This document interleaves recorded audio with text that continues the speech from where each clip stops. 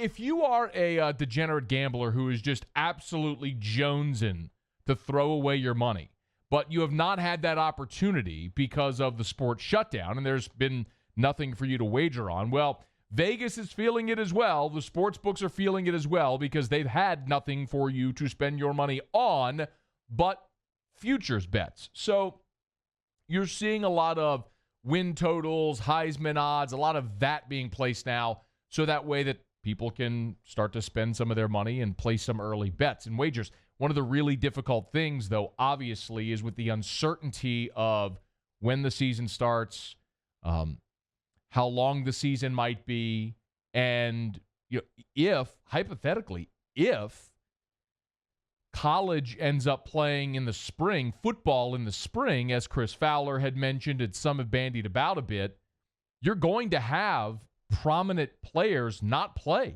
I mean, I know we gave you the example of a guy like Trevor Lawrence. Trevor Lawrence is going to be the number one pick in the draft next year. If the college football season kicks off in February, guess what else is in February? The Combine. What do you think Trevor Lawrence is going to choose? To go play for free for Clemson in the spring? Or go get ready to be the number one pick in the draft and sign a contract worth $20 million? Pretty easy choice. So there's a lot of uncertainty. But today, Caesars put out their projected win totals for the NFL season. So now this is a post-free agency NFL win total chart. Post-free agency, pre-draft projected win totals. Not surprising, at the top, you've got the defending champion Chiefs and the Baltimore Ravens, who were the one seed a year ago, each at 12 wins. Ravens, Chiefs projected 12 wins, over under.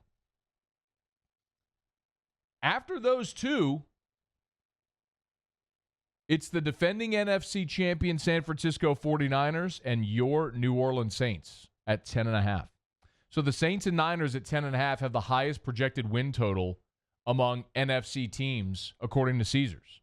So I don't know if you saw it today, but Brandon Marshall, former NFL wide receiver, went on a rant, essentially on ESPN on First Take earlier today, declaring that the Saints window is closed. And oddly, you had both Stephen A. and Max trying to tell him he was stupid, but apparently stupid. 10.5 is the projected win total for Saints and Niners. What was most interesting, I think what everybody, as soon as I looked at this, it probably went, okay, who's got the highest win total? Most people expect the Kansas City, Baltimore to be right there. But everybody's eye almost by default just starts scanning to look for two teams. And they're pretty obvious. Tampa Bay, New England. Where are you? What's the impact on the Patriots losing Tom Brady? And what does Vegas project for Tampa Bay with Tom Brady? Let's start with Tampa so we stay in the NFC South. Tampa last year was 7-9. Remember, they have not made the playoffs since 2007. It's been a 12-year drought for Tampa. 7-9 a year ago. They add Tom Brady, and Vegas projects Tampa, their win total over under 9. Vegas is looking at Brady is worth 2 games to the Tampa Bay Buccaneers. Essentially from a 7-9 team to a 9-7 team. That would put them certainly on the playoff bubble. Now, with an expanded playoff this year, likely they'd be in, but 9 for the Bucs. New England, right behind them at 8.5. It's the first time since 2003 that New England does not have the highest projected win total in their division. That is the Buffalo Bills at 9. Bills at 9, Pats at 8.5.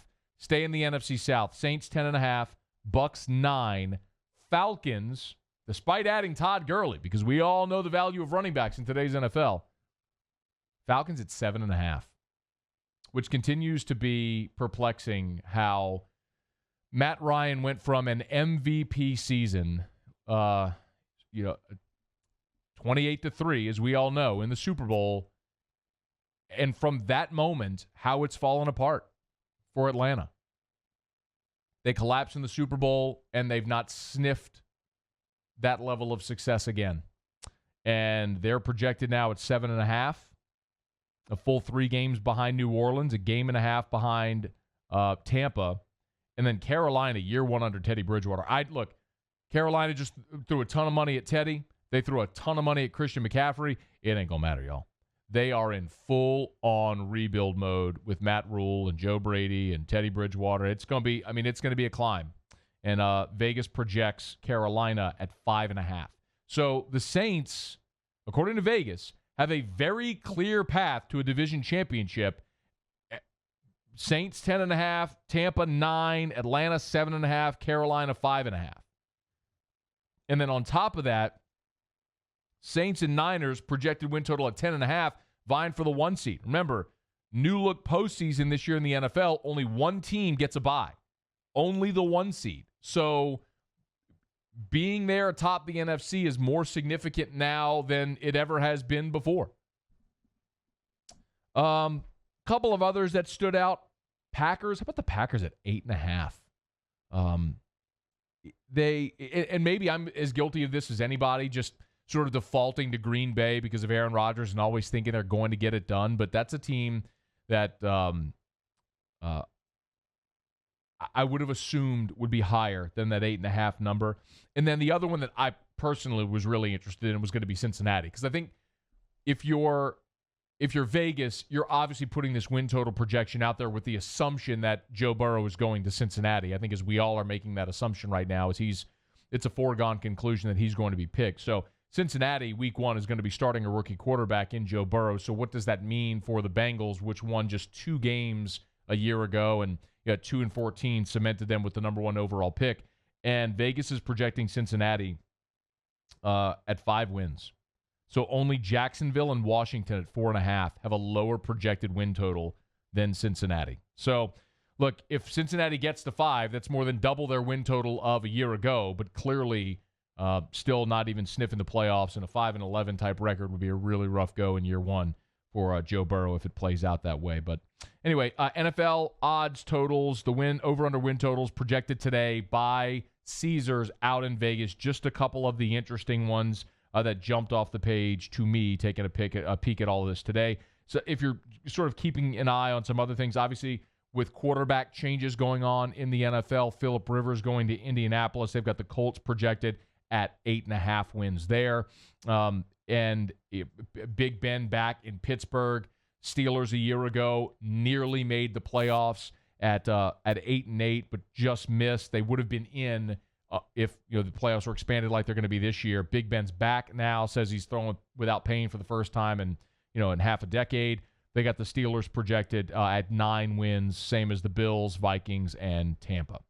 All right, after further review, glad to have you hanging out with us here on a Thursday edition of AFR. I do want to run through those win totals with Mike D when he's with us in hour number 2. Mikey Matuk in about 5 minutes from right now. It is worth noting also that the NFL did release a statement to the Washington Post when asked about contingency plans, because the NFL, their official position has been throughout this entire thing, if it's Arthur Blank, if it's Jeff Pash, if it's anybody, that their position is they intend to start the season on time with full stadiums. Now, if that's possible, we'll see, but are they planning for contingencies? That's the big question right now. I think the NFL has handled this perfectly. It helps that they've had no on-field schedule, right? I mean, this is their offseason, so they were able to start free agency on time. They're going to have their draft on time, essentially, so all of their rosters are in place should they be able to start the season on time. Now, the first on-field work that could be altered is coming up. The draft is next week. A week later, May 1st through 4th, is the window for the 3-day rookie minicamp. How does that look? Is that on field? Are we on field by then?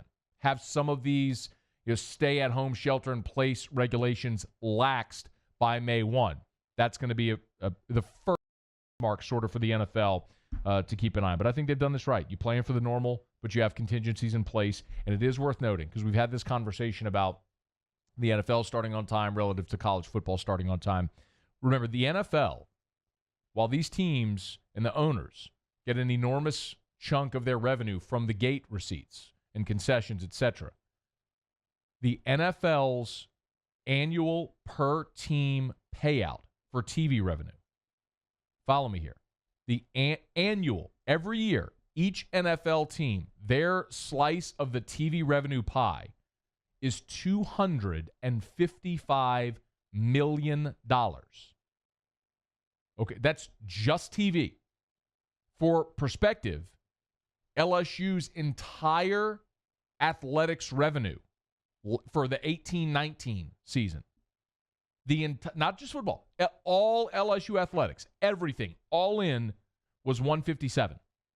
The NFL's per team TV deal revenue is $100 million more than LSU's entire athletic revenue from a year ago.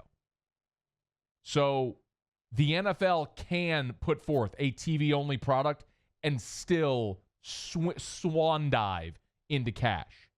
College football, it's not as cut and dried. Something worth keeping in mind.